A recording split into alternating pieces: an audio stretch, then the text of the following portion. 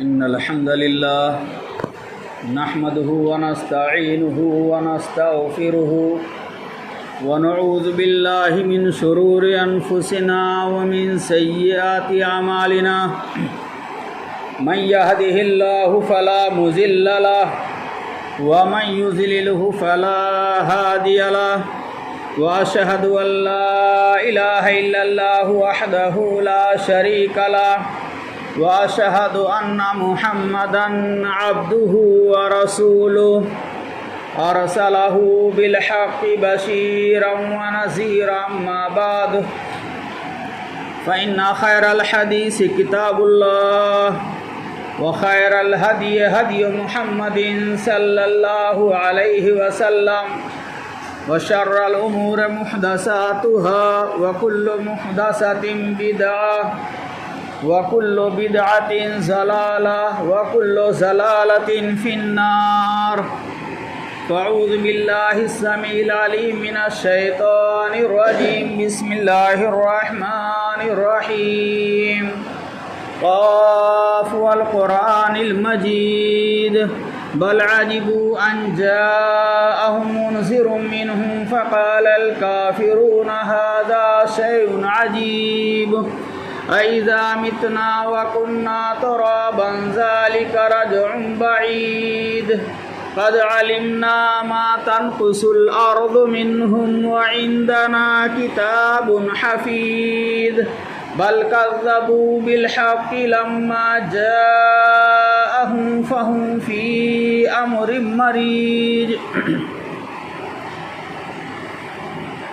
وقال الله تبارك وتعالى في موضع آخر إن الله لا يهدي من هو كاذب كفار وقال الله تبارك وتعالى إن الله لا يهدي من هو مسرف كذاب وقال النبي صلى الله عليه وسلم آية المنافق ثلاث إذا حدث كذب وإذا وعد أخلف وإذا اؤتمن خان. قابل احترام بزرگوں، نوجوان دوستوں، محترم حاضرین، پیارے بچوں، اللہ رب العالمین ہمارا خالق ہے، مالک ہے، رازق ہے، مختار کل ہے. وہی اللہ عالم الغیب ہے، وہی داتا ہے، وہی ہدایت دینے والا، وہی صحیح راستے سے ہٹانے والا، بیماری سے شفا دینے والا اور تندرست آدمی کو بیمار کرنے والا. موت اور حیات اسی کے ہاتھ میں ہے. اللہ کے احسانات ہم بندوں پر بے شمار ہیں. ہم مخلوق کی حیثیت سے اللہ کی جتنی بھی تعریف کریں کم ہے، اور اللہ کی دی ہوئی نعمتوں کو اگر شمار کرنا چاہیں تو ہم شمار نہیں کر سکتے ہیں. پانی ہے، ہوا ہے، بارش ہے، روزی ہے، آسمان ہے، چاند ہے، آنکھ، کان، ناک، جسم کے دیگر اعضاء اور دیگر اللہ کی عبادت کے لیے جو چیزیں ہمارے لیے مفید ہو سکتی ہیں، ان تمام چیزوں سے اللہ نے ہم کو نوازا ہے. اللہ تعالیٰ کا جتنا بھی شکر ادا کیا جائے کم ہے. الحمدللہ حمدن کثیرن طیبا مبارکن فیہ. خالق کے بعد سروئے زمین پر مخلوقات میں سب سے اہم ہستی اگر کوئی ہو سکتی ہے تو وہ اللہ کے رسول جناب محمد رسول اللہ صلی اللہ علیہ وسلم کی ذات اقدس ہے اور انبیاء کرام کی ذات ہے. انبیاء کرام کے ذریعے سے اللہ کا پیغام بندوں تک پہنچتا ہے. یہ پیغامبر ہیں، رسول ہیں، نبی ہیں، قاصد ہیں. ان کے ذریعے سے اللہ کا پیغام توحید بندوں تک پہنچا ہے. اور اللہ کا پیغام پہنچانے کے لیے ان انبیاء نے، رسولوں نے، پیغمبروں نے کتنی تکلیفیں جھیلی ہیں، ہم اور آپ برداشت نہیں کر سکتے، تصور بھی نہیں کر سکتے۔ تمام انبیاء پر لاکھوں کروڑوں درود و سلام نازل ہوں، جنہوں نے اللہ کا پیغام من و عن بندوں تک پہنچایا۔ خصوصاً آخری نبی جو سید الانبیاء ہیں، محسن انسانیت ہیں، قائد اعظم ہیں، در یتیم ہیں، نبی رحمت ہیں، جن کی قوم کے لیے، قوم کی ہدایت کے لیے رات و دن پریشان رہتے تھے، جنہوں نے قوم کو صحیح راستہ دکھانے کے لیے، اللہ کا پیغام پہنچانے کے لیے طرح طرح کی تکلیفوں کو، اذیتوں کو، مصائب کو، آلام کو جھیلا، قوم سے تعلق توڑا، وطن چھوڑا، سب کچھ کیا، لیکن توحید سے سمجھوتا نہیں کیا۔ بار بار یہ دعوت دیتے رہے، یا ایھا الناس قولوا لا الہ الا اللہ تفلحوا۔ ایسے نبی پر اللہ نے قرآن مجید میں کہا ہے کہ اللہ بھی رحمت نازل کرتا ہے، فرشتے بھی دعائیں مغفرت کرتے ہیں، اے اللہ کے بندو تم بھی اپنے آخری نبی پہ درود و سلام بھیجو۔ ان اللہ و ملائکۃ یصلون علی النبی یا ایھا الذین آمنوا صلوا علیہ وسلموا تسلیما۔ مسلمانوں تم بھی درود و سلام بھیجو نبی کا نام آئے تو، لیکن وہ درود و سلام نہیں جو لوگوں کا بنایا ہوا، گڑھا ہوا ہے، مصنوعی سلام نہیں، درود تاج نہیں، درود لکھی نہیں، اور بھی میڈ ان انڈیا اور پاکستان اور بنگلہ دیش نہیں، بلکہ اللہ اور اس کے رسول کا بنایا ہوا درود و سلام، شارٹ کٹ صلی اللہ علیہ وسلم اور تفصیلی درود ابراہیمی پڑھا کرو۔ درود ابراہیمی اور صلی اللہ علیہ وسلم کے علاوہ کوئی اور درود قرآن و حدیث سے ثابت نہیں ہے۔ جو بھی درود پڑھے جاتے ہیں سب مصنوعی ہیں، جعلی ہیں، لوگوں کی گڑھی ہوئی ہیں، اس کے پڑھنے پر عذاب ہی ملے گا، ثواب کی امید نہیں کی جائے گی۔ درود و سلام اور اللہ کی حمد و ثنا کے بعد میرے بھائیو دوستو، آج کے خطبہ جمعہ کا ہمارا موضوع ہے جھوٹ بولنا گناہ کبیرہ ہے۔ جھوٹ بولنا گناہ کبیرہ ہے۔ مذہب اسلام میں تمام بری صفات سے روکا گیا ہے، برے اخلاق سے روکا گیا ہے، اچھے صفات اپنانے کی تلقین کی گئی ہے اور حکم دیا گیا ہے، اور ایک مومن کو بار بار تاکید کی گئی ہے کہ مومن ہمیشہ سچ بولے، واقعہ کے خلاف کوئی بھی بات نہ کرے، خلاف واقعہ کوئی خبر نہ دے، سچی خبر دے، برحق خبر دے۔ زبان بڑی قیمتی ہے، زبان سے جب بولے، آواز نکالے تو آواز وہ سچی آواز ہونی چاہیے، جھوٹی آواز نہیں ہونی چاہیے۔ جھوٹ بولنے سے دلوں میں نفرت ہوتی ہے، سماج میں فساد برپا ہوتا ہے، دو دلوں میں انتشار پیدا ہو جاتا ہے، قتل اور خونریزی، مار پیٹ کی نوبت آتی ہے، گالی گلوچ کی نوبت آتی ہے، اور دو دل جو ملے ہوتے ہیں وہ الگ الگ جدا ہو جاتے ہیں۔ یہی نہیں، جھوٹ بولنا میرے بھائیوں شریعت میں بہت بڑا پاپ ہے، گناہ کبیرہ ہے، اور گناہ کبیرہ کی پہچان یہ ہے کہ ہر وہ کام گناہ کبیرہ ہے جس کو شریعت میں حرام قرار دیا گیا اور کہا گیا کہ یہ چیز حرام ہے، وہ گناہ کبیرہ ہے۔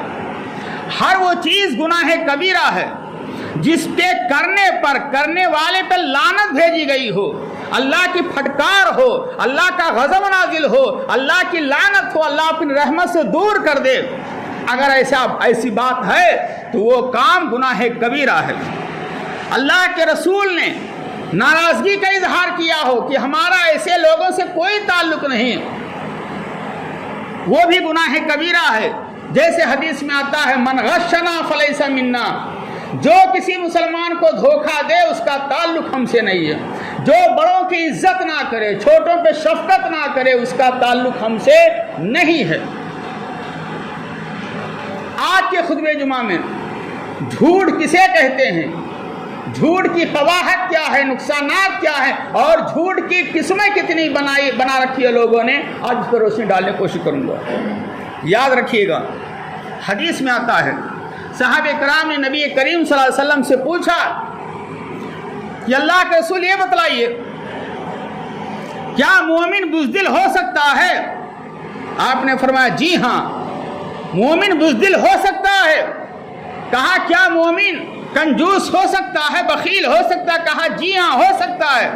پھر صحابی رسول نے عرض کیا اللہ رسول کیا مومن جھوٹا ہو سکتا ہے؟ آپ نے فرمایا اگر حقیقت میں وہ مومن ہے تو مومن کبھی جھوٹ نہیں بول سکتا ہے، مومن جھوٹا ہو نہیں سکتا ہے۔ ایمان اور جھوٹ یہ دونوں الگ الگ دو چیزیں ہیں، دونوں چیزیں اکٹھا ایک دل میں اکٹھا نہیں ہو سکتی ہیں۔ اگر کوئی مومن ہے تو جھوٹ کے قریب نہیں جا سکتا، اور اگر جھوٹ بولتا ہے تو اس کے دل میں ایمان نہیں ہے، وہ بظاہر ایمان کا دعویٰ تو کرتا ہے، ٹوپی کرتا پہنتا ہے، نماز پڑھتا ہے، پانچوں وقت کی حاجی ہے، نمازی ہے، سب کچھ ہے، لیکن اس کے پاس ایمان نہیں ہے کیونکہ وہ جھوٹ کا سہارا لے رہا ہے۔ ایمان اور جھوٹ بولنا یہ کافر کی پہچان، جھوٹ بولنا یہ مشرک کی پہچان، جھوٹ بولنا یہ منافق کی پہچان، شیطان کی پہچان، اور اس کے برخلاف سچ بولنا، جھوٹ نہ بولنا یہ انبیاء کی پہچان، صحابہ کی پہچان، اللہ کے رسول آخری نبی کی پہچان، اتقیاء کی پہچان، متقی پرہیزگار لوگوں کی پہچان، صلحاء کی پہچان، اللہ کے نیک بندوں کی پہچان ہے۔ میرے بھائیوں، مومن کبھی مومن جو ہوتا ہے وہ جھوٹ نہیں بول سکتا، اور جو جھوٹ بولتا ہے وہ کامل مومن نہیں ہو سکتا، اپنے آپ کو لاکھ مومن کہتا رہے۔ اور حدیث میں یہ بھی آتا ہے کہ جب مومن جھوٹ بولتا ہے تو جھوٹ بولتے وقت اس کے منہ سے جھوٹ کی جو بدبو آتی ہے اتنی زیادہ پھیلتی ہے کہ جو کندھے پر فرشتہ ہے وہ 1 میل کی دور پر چلا جاتا ہے۔ اللہ، جھوٹ جب آدمی بولتا ہے تو اس کی جو بدبو ہوتی ہے، گندگی ہوتی ہے، غلاظت ہوتی ہے، اتنی شدید ہوتی ہے کہ فرشتہ کندھا چھوڑ کر کے 1 میل کی دور پر چلا جاتا ہے۔ اس سے آپ جھوٹ کی قباحت کا اندازہ لگا سکتے ہیں۔ قرآن مجید میں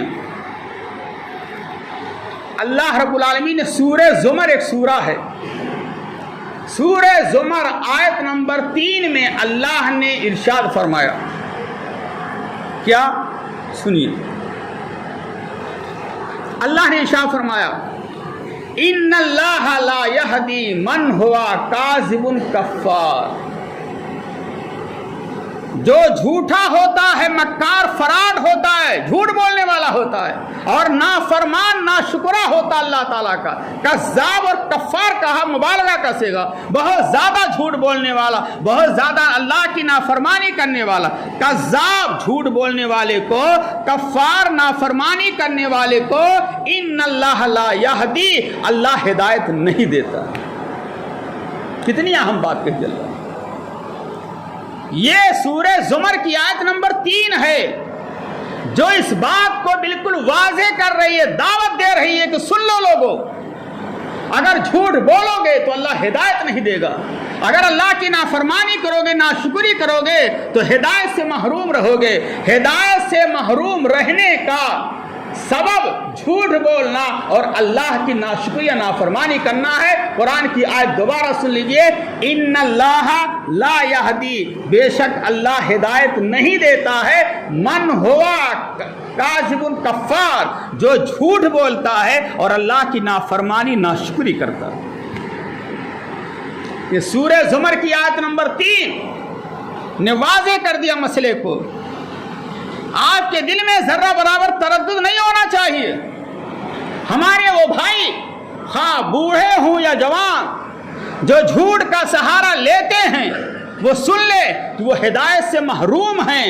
جھوٹ کو ترک کریں، اللہ کی نافرمانی کو ترک کریں، اور اللہ کے قریب آ جائیں، اللہ کے قریبی بندے بنیں۔ سورہ مومن، جس کو سورہ غافر کہا جاتا ہے، اللہ نے اسی بات کو سورہ مومن آیت نمبر 28 میں اور واضح کر دیا۔ کیا فرمایا؟ خوب یہی بات بتائی، ان اللہ لا یہدی من ہوا مسرف کذاب، بے شک اللہ تعالیٰ اس شخص کو ہدایت سے محروم کر دیتا ہے، ہدایت نہیں دیتا ہے۔ کون؟ جو فضول خرچی کرنے والا ہے، طاقت سے زیادہ اڑانے والا ہے، کماتا تھوڑا ہے اڑاتا زیادہ ہے، چاہے وہ کپڑے، چاہے عورتوں کے زیورات ہوں، چاہے شادی بیاہ ہو یا کھان پکوان میں ہو یا مکان کی تعمیرات میں ہو۔ میاں بیوی دو ہیں، ایک بیٹا ہے، مکان پر مکان بنتے جا رہے ہیں، بلڈنگ پر بلڈنگ بنتی جا رہی ہے، کھیت پر کھیت، بلڈنگ پر اور زمین جائیداد خریدے جا رہے ہیں، رہنے والا کوئی نہیں، یا تو الو رہے گا یا تو چمگادڑ رہے گا۔ لیکن دنیا کی حرص اور لالچ انسان کو آگے کرنے پر مجبور کر رہی ہے۔ اللہ نے کیا فرمایا؟ ان اللہ لا یہدی، بے شک اللہ ہدایت نہیں دیتا ہے، من ہوا مسرف کذاب، اس شخص کو اللہ ہدایت نہیں دیتا ہے جو فضول خرچی کرنے والا ہے، پیسے اڑاتا ہے، اللہ دیتا ہے تو یہ اڑاتا ہے اور آزاد ہو جاتا ہے آزاد پرندہ کی طرح سے، یہ سمجھتا ہے کہ کوئی میرا حساب کتاب لینے والا نہیں ہے، حالانکہ اللہ دیکھ رہا ہے، فرشتوں کو مقرر کر دیا ہے، نام اعمال نوٹ کر دیا۔ پہلی آیت میں اللہ نے کیا فرمایا تھا؟ جھوٹ بولنے والے کو، اللہ کے ناشکر نافرمان کو اللہ ہدایت نہیں دیتا ہے۔ سورہ مومن کی اس آیت نمبر 28 میں اللہ نے فرمایا کہ فضول خرچی کرنے والے کو بھی اللہ ہدایت سے محروم کر دیتا ہے۔ جھوٹ کا تعلق زبان سے ہے، جھوٹ کا تعلق زبان سے ہے۔ اللہ کے رسول صلی اللہ علیہ وسلم نے ایک مرتبہ صحابہ کرام سے فرمایا تھا، مسند احمد کی صحیح روایت ہے کہ میرے صحابہ 6 چیزوں کی ضمانت دے دو، 6 چیزوں کی، کہ میں غلط یوز نہیں کروں گا، میں دنیا ہی میں تم کو جنت کی سرٹیفکیٹ دیتا ہوں، جنت کی ضمانت دیتا ہوں۔ ہے کوئی جنت کی ضمانت لینے والا اور کہے مولانا میں ضمانت چاہتا ہوں اور میں 6 چیزوں پر عمل کروں گا؟ اگر کوئی مسلمان آج اسی حدیث پر عمل کر لے خطبہ جمعہ میں سن کر کے، تو آج کا خطبہ جمعہ کامیاب ہو۔ ایک حدیث پر عمل کر لو میرے بھائیوں، تقریریں بہت سنتے ہیں ہم، ضرورت تقریر سننے کی نہیں ہے، ضرورت عمل کرنے کی ہے۔ میدان میں کودیے اور یہ سوچئے جب بھی خطبہ جمعہ ہو رہا ہو، کوئی مقرر تقریر کر رہا ہو، تو یہ سمجھ لیجئے کہ تقریر ہم کو کہی جا رہی ہے، ہمارے اوپر فٹ ہو رہی ہے اور ہمیں کو نشانہ بنایا جا رہا ہے، ہمارے اندر کیا کیا عیب ہے۔ تقریر کی روشنی میں اپنے اندر جائزہ لے لو اور دور کرنے کی کوشش کرو۔ ہمارا حال کیا ہے؟ ہم تقریر سنتے ہیں، تقریر کو اپنے اوپر فٹ نہیں کر پاتے ہیں، دوسرے کے اوپر فٹ کرتے ہیں۔ یہ بولا تقریر بڑی اچھی تھی، فلاں ایسا ہے، پوری تقریر فلاں کے اوپر فٹ ہو رہی ہے۔ انسان اپنے آپ کو وی آئی پی سمجھتا ہے اور دوسرے کو حقیر سمجھتا ہے، اپنے آپ کو پاک و صاف سمجھتا ہے اور دوسرے کو سب سے زیادہ گنہگار سمجھتا ہے۔ صحابہ کرام کا حال کیا تھا؟ جب بھی کوئی بیان تقریر سنتے تھے اللہ کے رسول کا خطبہ، تو اپنا جائزہ لیتے تھے تنہائی میں کہ آج کا خطبہ ہوا ہے، آج کے خطبے کی روشنی میں کہیں یہ عیب، یہ گناہ ہمارے اندر تو نہیں پایا جا رہا، اگر پایا جا رہا تو اس کے دور کرنے کا طریقہ کیا ہوگا؟ اگر یہ جذبہ نہیں ہوگا تو اللہ کی قسم آپ زندگی بھر خطبے جمعہ سنتے رہیے، کوئی فرق نہیں پڑے گا۔ جذبہ پیدا کیجئے اور تبدیلی لائیے۔ اگر آپ ایک مہینے میں 4 خطبہ سنتے ہیں اور چاروں خطبہ سننے کے بعد اگر آپ کے اندر تبدیلی نہیں ہوئی ہے تو یہ دلیل ہے کہ اللہ آپ سے ناراض ہے، اللہ آپ سے ناراض ہے۔ اگر خطبہ سننے کے بعد آپ کے اندر عیب پایا جا رہا ہے اور آپ تنہائی میں اپنے گناہوں کو یاد کر کے روتے نہیں ہیں اور خطبہ جمعہ سن کر کے آپ کی آنکھوں سے آنسو نہیں آتے ہیں، تو اللہ کی قسم یہ اللہ تعالیٰ آپ سے ناراض ہے۔ اللہ سے ناراضگی دور کیجئے اور اللہ تعالیٰ کے قریبی بندے بننے کی کوشش کیجئے۔ روئیے، آنکھوں سے آنسو گراؤ، تو ہمارے آنسو ہی نہیں گرتے ہیں۔ ہمارے دل اتنے سخت ہو چکے ہیں میرے بھائیوں کہ تقریر پر تقریریں ہو رہی ہیں لیکن کوئی فائدہ نہیں ہو رہا۔ لیکن قرآن میں اللہ نے کہا لا تقنطوا من رحمت اللہ، اللہ کی رحمت سے مولانا مایوس مت ہوئیے۔ اللہ کے بندو تقریر کرتے رہو، اگر پورے خطبے جمعہ میں جمعہ کے دن مسجد میں اگر ایک آدمی بھی ایک بات پر عمل کر لے گا تو کامیابی ہو جائے گی. اللہ کے رسول نے حضرت علی کو کہا تھا کہ اے حضرت علی جا کر کے مدینہ کی گلیوں میں تبلیغ کرو. اللہ کی قسم اگر تمہارے ہاتھ کے ذریعے سے تمہارے ذریعے سے ایک انسان بھی صراط مستقیم پر آ گیا تو عرب کے سرخ اونٹ سے بہتر ہے. یہ ہے دعوت کی اہمیت, تبلیغ کی اہمیت. اور اللہ کے رسول نے یہ بھی فرمایا تھا من دل علی خیر فلہ مثل اجر فاعلہ, مسلم کی روایت ہے. جو کسی کی بھلائی کی رہنمائی کرے گا, اچھائی کی طرف بلائے گا, گناہوں سے دور کرنے کی کوشش کرے گا, سمجھائے گا, اگر سمجھانے سے کوئی آدمی آ جاتا ہے گناہ کو چھوڑ دیتا ہے تو جب تک وہ نیک کام کرے گا اس کا ثواب سمجھانے والے کو بھی ملے گا ڈبل. اللہ کے رسول صلی اللہ علیہ وسلم نے فرمایا کہ میرے صحابہ 6 چیزوں کی تم ضمانت دے دو, گارنٹی. میں تم کو دنیا ہی میں جنت کی گارنٹی دیتا ہوں. ہے کوئی اللہ کا بندہ گارنٹی دینے والا کہ میں گارنٹی آج کی تاریخ سے دینے کے لیے تیار ہو, مجھے جنت کے سرٹیفکیٹ چاہیے. اللہ کے رسول نے صحابہ سے فرمایا 6 باتوں میں پہلی بات, جب بات کرو تو سچ بولو, جھوٹ کا سہارا نہ لو. ہمیشہ سچ بولو, چاہے نقصان ہو جائے, چاہے اپنا کوئی آپ سے جدا ہو جائے, چاہے آپ سے ناراض ہو جائے, نہ بولے کوئی بات نہیں, لیکن شریعت کے خلاف ناراض کوئی ہو جائے, اپنے گھر ناراض رہے, ہماری فکر ہو کہ اللہ و رسول ناراض نہ ہونے پائے. یہ ہونی چاہیے. جب بات کرو تو سچ بولو, پہلی نصیحت. نمبر 2, جب وعدہ کرو تو وعدے کو نبھاؤ, وعدہ خلافی نہ کرو, یہ دوسری نصیحت. اور تیسری نصیحت, جب امانت رکھی جائے تمہارے پاس تو امانت کو ادا کر دیا کرو, امانت میں خیانت نہ کرو. چوتھی نصیحت, جب راستے سے گزرو تو راستے میں خواتین بھی گزرتی ہیں, نگاہیں نیچی کر کے گزرو, ادھر ادھر غلط نگاہ نہ ڈالو. 5ویں نصیحت, اپنے شرمگاہ کی حفاظت کرو, بدکاری سے زناکاری سے اپنے آپ کو بچا کے رکھو. 6ٹھی نصیحت, آخری نصیحت, کسی کو ناحق ایک تھپڑ رسید نہ کرو, ایک تھپڑ نہ مارو. ظلمن ناحق طاقت کے بلبوتے پر غصے میں آ کر کے تھپڑ رسید نہ کرو, ایک گھونسا نہ مارو, ناحق کسی کو تکلیف نہ دو. جب بات کرو تو سچ بولو, جب وعدہ کرو تو وعدے کو پورا کرو, شریعت کے مطابق وعدہ ہونا چاہیے. امانت میں خیانت نہ کرو.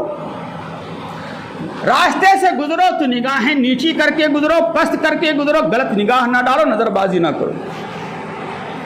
نمبر 5, شرمگاہ کی حفاظت کرو, زناکاری سے دور رہو. اور ناحق ظلمن کسی کو ایک تھپڑ بھی نہ مارو. یہ 6 اہم باتیں ہیں, اللہ کے رسول کی نصیحت ہے صحابہ کرام.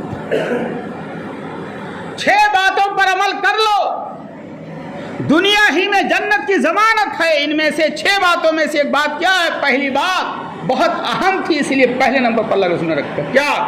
جب بات کرو تو سچ بولو. آج ہمارا حال کیا ہے؟ آج ہم اور ہماری گھر کی عورتیں, والدین اور میاں بیوی چھوٹے بچوں کو بہکانے کے لیے, پھسلانے کے لیے جھوٹ کا سہارا لیتے ہیں کہ نہیں لے رہے ہیں؟ کبھی مائیں کہتی ہیں بچے چپ رہو, شیر آ رہا ہے, سانپ آ رہا ہے, شیطان آ رہا ہے, بھوت آ رہا ہے, بھالو آ رہا ہے, کیڑا مکوڑا آ رہا ہے, کاٹ لے گا. یہ سب جھوٹ ہی تو ہے. بچے خاموش رہو, پولیس والا آ رہا ہے. جبکہ حقیقت یہ ہے کہ کوئی نہیں آ رہا ہو. مائیں جھوٹ بولتی ہیں, بچے جب شور چلاتے ہیں تو مائیں بچوں کو خاموش کرانے کے لیے جھوٹ کا سہارا لیتی ہیں. یہ جھوٹ کی ایک نوعیت ہے. گھر میں کوئی آیا ہے, گھر پہ آواز دے رہا ہے, फला साहब हैं, आपके घर पे आवाज आ रही है, चचा ने भेजा है भतीजे को, जाओ फला साहब देखो घर पे हैं, या कोई आया है बाहर से, दरवाजा खटखटा रहा है, फला साहब हैं, अब्बा अंदर लेटे हुए हैं, भाई लेटे हुए हैं, छोटे मासूम बच्चे से कहा जा रहा है जा करके कह दो फला साहब आए हुए हैं ना, जी जाकर कह दो कि अब्बू नहीं है, कहीं बाहर गए। बच्चे को सिखलाया जा रहा है, और मासूम बच्चे बेचारे जैसे रटाओगे वैसे रटेंगे। जा करके बच्चा हूबहू वही सेंटेंस अदा कर देता है, अब्बू लेटे हुए हैं, अब्बू ने कहा है जा करके बेटा कह दो अब्बू घर में नहीं। क्या रिजल्ट हम दे रहे हैं बाहर? बच्चे को झूठ सिखा रहे हैं कि नहीं सिखा रहे हैं? ये भी झूठ की एक किस्म है। अल्लाह के रसूल सल्लल्लाहु अलैहि वसल्लम के पास एक खातून आती है, कहती है अल्लाह के रसूल अगर खाने की ख्वाहिश है किसी चीज़ की, और कोई कहे कि खाना की ख्वाहिश है खाना लाए, और मैं कह दूँ ख्वाहिश नहीं है, हालांकि दिल में ख्वाहिश है और मैं इजहार करूं कि ख्वाहिश नहीं है, तो क्या ये भी झूठ में शुमार होगा? कहा जी हाँ। आज हमारे समाज का हाल क्या है? मैं आपके यहाँ गया, हमको प्यास भी लगी है, भूख भी लगी है, आपने कहा मौलाना आइए खाना खाइए पानी पीजिए, दिली ख्वाहिश है कि खा लूं मिल जाए, पानी मिल जाए तो पी लूं, प्यास लगी है भूख लगी, लेकिन तकल्लुफ और तसन्नो कि अगर मैं कह दूंगा भूख और प्यास लगी है तो क्या असर होगा? हमको भूख और प्यास लगी होती है, उसके बावजूद हम आपके पास गए हैं, आपने कहा भूख और प्यास लगी आइए खाना खाइए पानी पीजिए, मैंने कहा नहीं भूख प्यास नहीं लगी। सोचता हूं पहली मर्तबा में कह दूंगा तो क्या तासुर लेंगे, 2-3 बार जब कहेंगे इसरार करेंगे अरे आइए थोड़ा खा, अरे नहीं भूख नहीं लगी खा चुका, अरे आइए थोड़ा खा लीजिए। दिली ख्वाहिश है कि एक मर्तबा और कह दे तो बैठ जाऊं दस्तरखान पे। ये तसन्नो है, तकल्लुफ है कि पेट कुल हुअल्लाह पड़ रहा, प्यास और भूख की शिद्दत से बेचैन है, और यहाँ दिखलावे के लिए हम तसन्नो के तौर पर तकल्लुफ कर रहे हैं और करें भूख और प्यास की जरूरत नहीं है। ऐसे बहुत से आप देखेंगे, बहुत से लोगों को भूखे प्यासे हैं, अंदर खोखला है मामला, घर में कुछ नहीं है लेकिन लंबी लंबी उड़ान, लंबी लंबी बातें हो रही हैं, कपड़े तो पहने जैसे वीआईपी कपड़े हों, घर में खाने के लिए नहीं है, कोई भी आमदनी नहीं है, लेकिन 1-2 जोड़ा सिलाए रहते हैं, कहीं जाना है तो टीप टाप के साथ, और लंबी लंबी बातें, हमारे पास तो इतनी जमीन है, हमारे पास तो इतने बेटे, हमारा बेटा तो इतने फैक्ट्री में काम करता है, इतने पैसे हैं, ये हैं वो है, और घर में कुछ नहीं। शादी ब्याह का जब रिश्ता तय होता है बेटा बेटी का, तो इसका सहारा ज्यादा लिया जाता है कि हमारा बेटा तो ये, हमारे पास जमीन जायदाद है, माशाल्लाह इतनी बिल्डिंग है, इतनी दुकान है, एक दुकान और खरीदने वाले, कार है, मजीद और गाड़ी लेने वाले 4 पहिया। हम कितना जिक्र करेंगे आपको तकलीफ होती जाएगी। ये भी झूठ की एक किस्म है।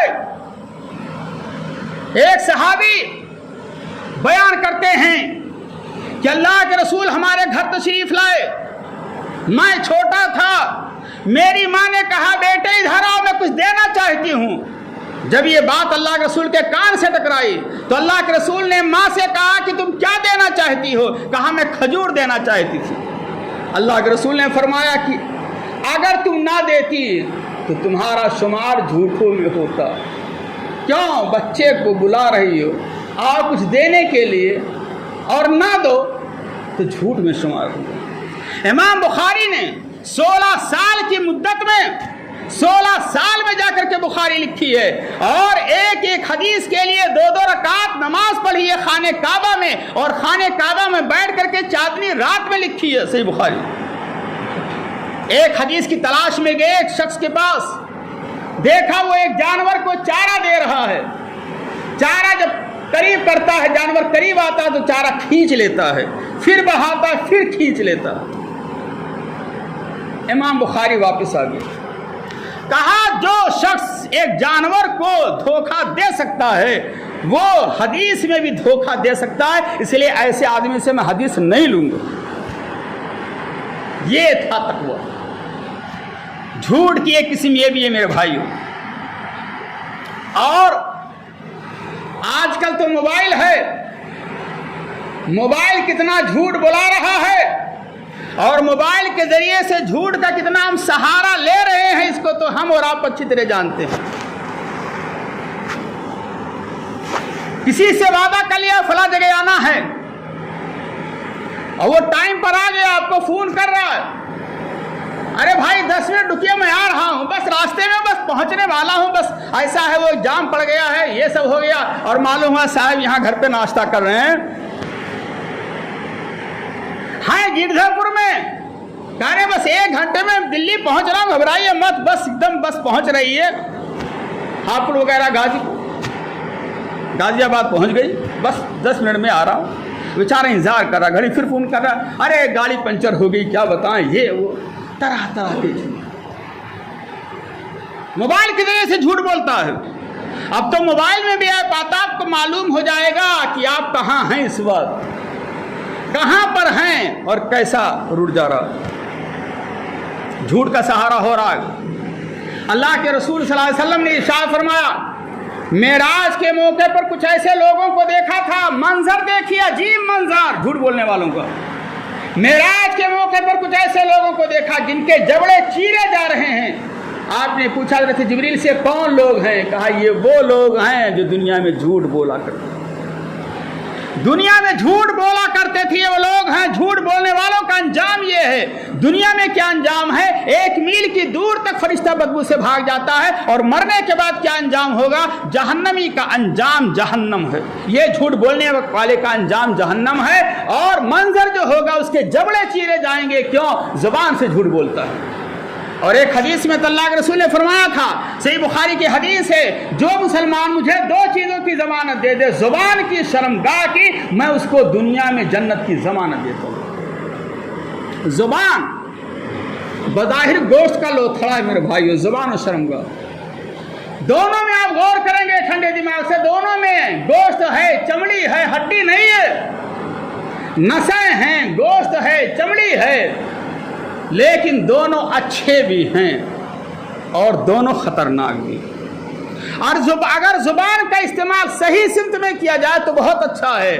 اگر زبان سے اشہد ان لا الہ الا اللہ اشہد ان رسول اللہ پڑھا جائے، اگر زبان سے قرآن کی تلاوت روزانہ کی جائے، اگر زبان سے ذکر و اذکار، تسبیح و تحلیل، دعائیں کی جائیں، اگر زبان سے السلام علیکم ورحمۃ اللہ کہا جائے، اگر زبان سے سبحان اللہ 100 مرتبہ پڑھا جائے، اگر زبان سے 3 مرتبہ قل هو اللہ پڑھ لیا جائے، ثواب کے انبار لگ جائیں گے۔ لیکن یہی زبان کا غلط استعمال اگر کر لیا جائے، زبان سے چغلخوری بھی ہو جاتی ہے، زبان سے غیبت بھی ہو جاتی ہے، زبان سے جھوٹ بھی ہو جاتا ہے، زبان سے جھوٹی گواہی بھی ہو جاتی ہے، زبان سے جھوٹی قسمیں بھی ہو جاتی ہے، یہ بھی جھوٹ کی ایک قسم ہے۔ جھوٹ بولنا یہ بھی گناہ کبیرہ، اور جھوٹی گواہی دینا یہ بھی گناہ کبیرہ، اور جھوٹی قسمیں کھانا یہ بھی گناہ کبیرہ، اور زبان سے لعن و طعن بھی ہو جاتا ہے، یہ بھی گناہ کبیرہ۔ اللہ کے رسول صلی اللہ علیہ وسلم نے ارشاد فرمایا، آیت المنافق ثلاث، منافق کی 3 نشانیاں ہیں۔ میرے بھائیوں بزرگوں، منافق مت بنو۔ آپ کے اندر، ہمارے اندر اگر نشانی پائی جا رہی ہے تو دور کرنے کی کوشش کرو، اللہ توفیق دے۔ آیت المنافق ثلاث، اذا حدث کذب، جب بات کرے تو جھوٹ بولے۔ کہتے ہیں مولانا آج کے دور میں بغیر جھوٹ بولے تجارت مشکل ہے، بغیر جھوٹ بولے۔ آج تو فیشن یہ ہو گیا جس کو جتنا بیوقوف بنا لو، جتنی شاطر طریقے سے جتنا جس کو الو بنا لو، زبان کے ذریعے سے میٹھی میٹھی باتیں کر کے جس کو دلدل میں گرا دو اتنی کامیابی۔ آیت المنافق ثلاث، منافق کی 3 نشانیاں ہیں۔ اذا حدث کذب، جب بات کرے تو جھوٹ بولے، واذا وعد خلف، اور جب وعدہ کرے تو وعدہ خلافی کرے، بے وفائی کرے، اور واذا اؤتمن خان، جب امانت رکھی جائے تو امانت میں خیانت کرے۔ یہ آنکھ، یہ کان، یہ زبان، یہ ہاتھ، یہ پیر، یہ دماغ، یہ اعضاء، یہ اللہ کی طرف سے دی ہوئی امانت ہے. اگر اس کا غلط یوز کریں گے تو قیامت میں اللہ سے سوال ہوگا. دل، آنکھ، ناک سب کے بارے میں سوال ہوگا میرے بھائیو، بچ نہیں سکتے ہیں. اور یہ مسجد، یہ امانت ہے. اگر مسجد کو آباد نہیں کریں گے یہاں کے لوگ 5 وقت نمازوں میں آ کر کے، تو قیامت دن اللہ تعالیٰ پوچھے گا. اگر اس میں گھوٹالا کریں گے تو قیامت اللہ تعالیٰ پوچھے گا. مدارس ہیں، مساجد ہیں، آپ کی اولاد آپ کے پاس امانت ہے. اگر آپ کی اولاد کی دینی تعلیم و تربیت نہیں دیں گے اور بچے کو نمازی نہیں بنائیں گے، توحید والا نہیں بنائیں گے، تربیت نہیں کریں گے، تو اللہ آپ سے سوال کرے گا ماذا علمتہ وماذا ادبتہ. آپ نے اولاد کو کون سی تعلیم دی تھی، کون سی تربیت دی تھی، یہ سوال ہوگا. اور ایک روایت میں آتا ہے کہ منافق کی 4 نشانیاں ہیں. وَإِذَا خَاصَمَ فَجَرَا، جب بات کرے تو لڑائی جھگڑے پر آمادہ ہو جائے تو گالی گلوچ دینے لگی، تیری ماں تیری بہن کی ایسی تیسی کرنا شروع کر دے. یہ بھی منافق ہے. آئیے ہم سب مل کر کے دعا کرتے ہیں کہ پروردگار، آج کے خطبہ جمعہ میں جھوٹ کے تعلق سے جو باتیں بتائی گئی ہیں، اللہ کہنے والے کو اور جملہ سامعین کو حتی الامکان عمل کرنے کی توفیق دے. اللہ ہمیں جھوٹ بولنے سے بچائے. اللہ ہمیں نفاق کی علامتوں سے بچائے. اللہ ہمیں جھوٹی قسم کھانے، جھوٹی گواہی دینے سے بچائے. اللہ ہمیں سچا پکا مسلمان بنائے، ہمیشہ سچ بولنے کی توفیق دے. اللہ ہم کو آپس میں پیار و محبت کے ساتھ رہنے کی توفیق. بار الہ جو بیمار ہیں ان کو شفاء کلی عطا فرما.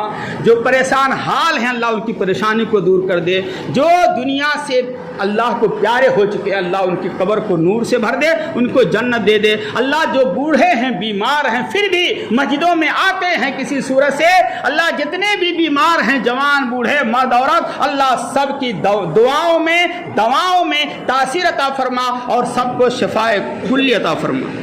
اللہ رب العالمین معاشی اعتبار سے جو پریشان ہیں، کاروبار کے اعتبار سے جو پریشان ہیں، اللہ ان کی پریشانی کو دور کر دے. جو مقروض ہیں اللہ ان کے قرض کی ادائیگی کا کوئی راستہ بنا دے. اللہ جو شرک بدعات میں ڈوبے ہوئے ہیں اللہ ان کو شرک بدعات سے نکال کر کے توحید و سنت پر قائم کر دے. اللہ جو سنت اور توحید پر قائم ہیں اللہ ان کو مزید مضبوطی اور طاقت دے دے. اللہ جب تک دنیا میں زندہ رہیں ایمان پہ زندہ رہیں، اور جب ہمارا خاتمہ ہو تو خالص توحید.